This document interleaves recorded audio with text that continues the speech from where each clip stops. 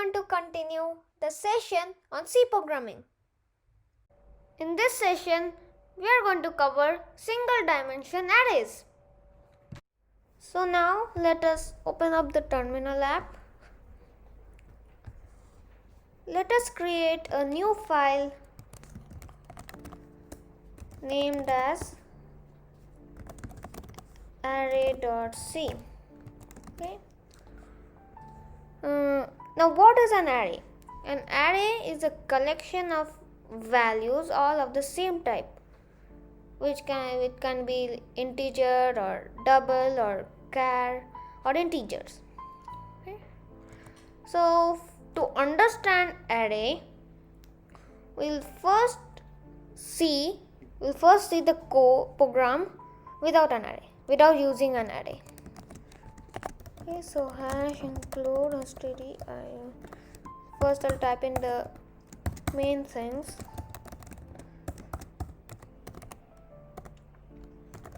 Turn 0. Okay. Now I'll take the example as for the without using array as maybe for students roll number and marks, total marks. Okay, I'll take 5 students roll number and marks. Okay, so I'll take integer for student roll number 1. Paste it. No, I'll take 4, so it'll be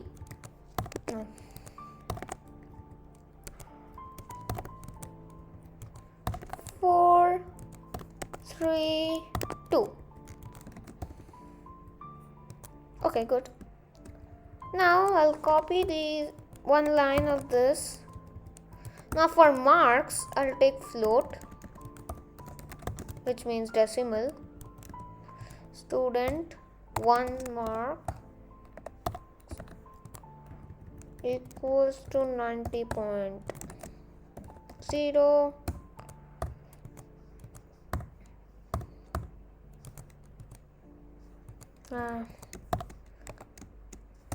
Student 1 mark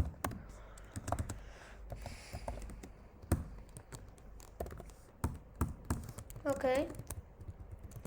Student 2, student 3, student 4.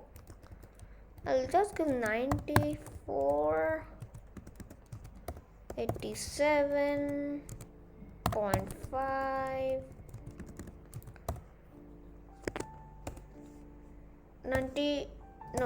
76.0.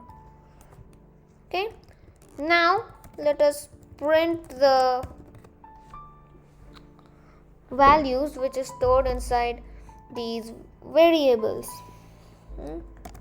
Printf student 1 roll number %d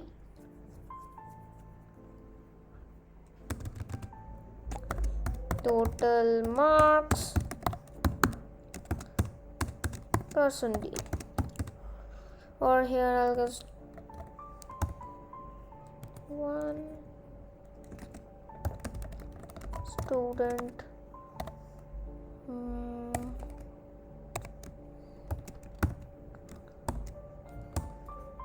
okay, I'll paste it 3 more times. 2 3 4 4 3 2 2 3 4. Okay. Now let us compile and execute this code. To compile the code, we'll use the gnuc compiler command, and then we'll type in our file name, which is array.c. Oh, I gave the wrong format specifier, and we have a Oh, I wrote the return spelling. That is a silly mistake. Return. Give garbage value if I don't give F here, because F represents float. Let's check it. Clear it. Okay, there are no compilation errors or warnings, so I can continue. We'll use the a.out command to execute the code. Okay, I did not give the \n.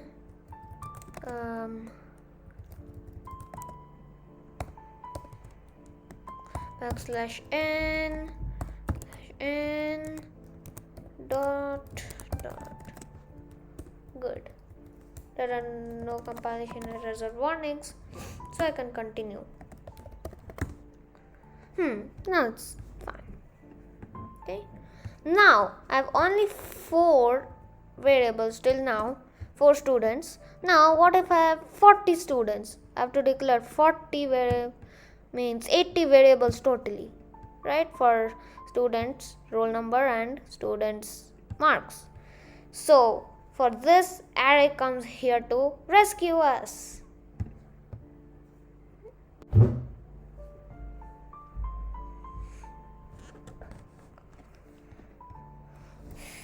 Now first we'll see how to declare an array. Okay, so first we are just like a variable, we'll give the data type and then the array's name. I'll give it a student roll number and 54. Now you see that there's square brackets and inside that 4. What does this represent? This represents the size, that how many elements you want to store, how many values you want to store inside this specific array. Okay, so I took 4 because I have 4 students, 4 student roll number. I'll comment this for now. Later on I'll delete it. Or here instead of student marks, not marks, total mark 4. Okay, now let us see how to initialize or assign data or value into the array. Okay, so first I'll initialize it to or assign it into student roll number. Okay, always an index starts the student's roll number, the array index starts from 0, the element start from 0, so I'll end in with 3. But if I count this as 1, the 0, and then 1 will come 2, then 3 will become 2, then 3 will come 4. Okay, equals to, now I'll initialize data into the element 0, index 0. I'll give 1. Now here, as I told you, 1, 2, 3. 2, 3. Okay, we initialize data into the elements, array elements. Now let us initialize it to student marks. Student total marks follows the same thing.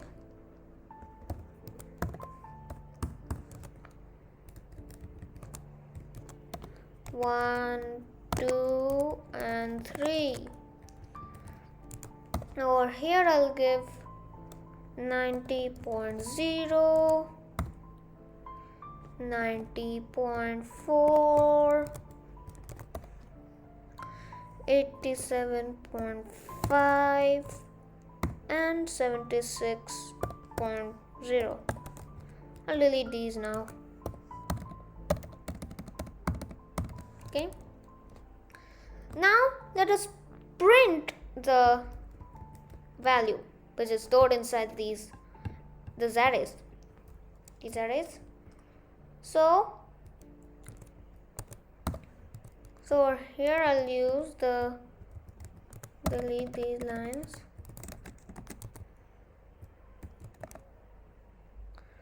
Now student number, I'll give the same, but I don't need to initialize or assign data into it, so I'll not give equals to. Total marks 0. Copy, paste, 2, 3, 4. Or here I'll give 1, 2, 3, or here 2. Okay. Now let us compile and execute this code. The GCC array.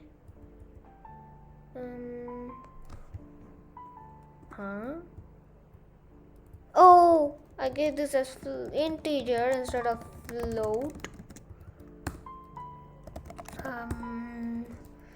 Okay, tested. Okay, there are no compilation excuse me, errors or warnings, so I can continue with a.out. Okay, it's working fine. 1, 2, 3, 4 and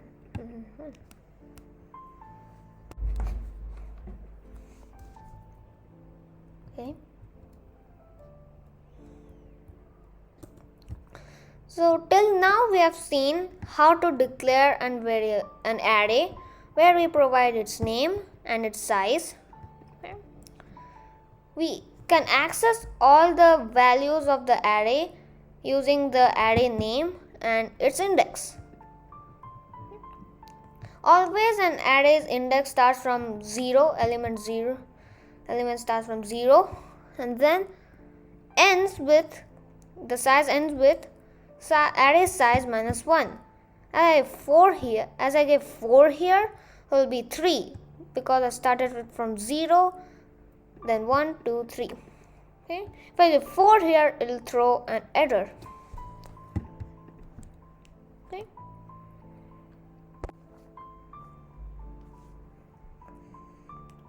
Now let us see a better way to print the values. The better way is for loop.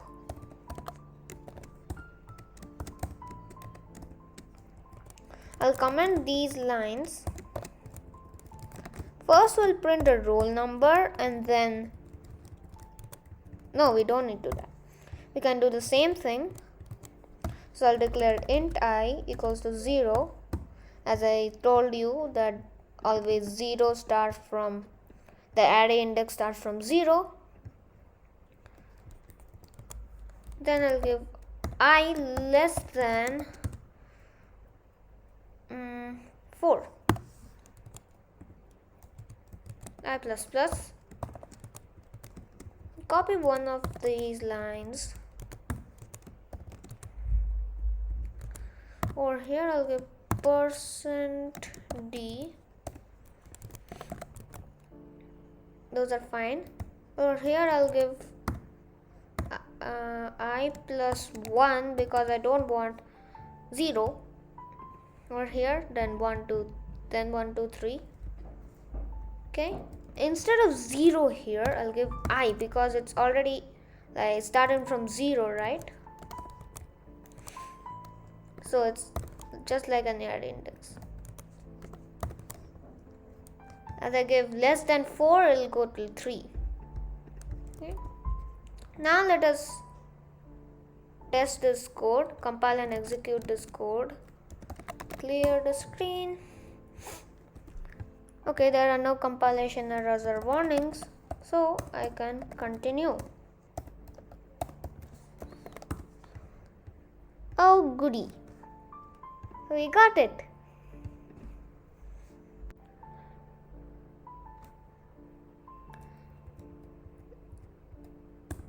Now let us see a better way to assign or initialize data into the array. The better way is not with for loop that much. Do like that. We'll use the curly braces and then inside that we'll give the values. 1, 2, 3 and 4. We'll delete these. No, I'll not delete this. I'll comment it. I'll do the same thing for float, means the marks, total marks. First do that. I'll give the 90.0, 90.4, 87.5 and 76.0. Okay, now let us compile and execute this code.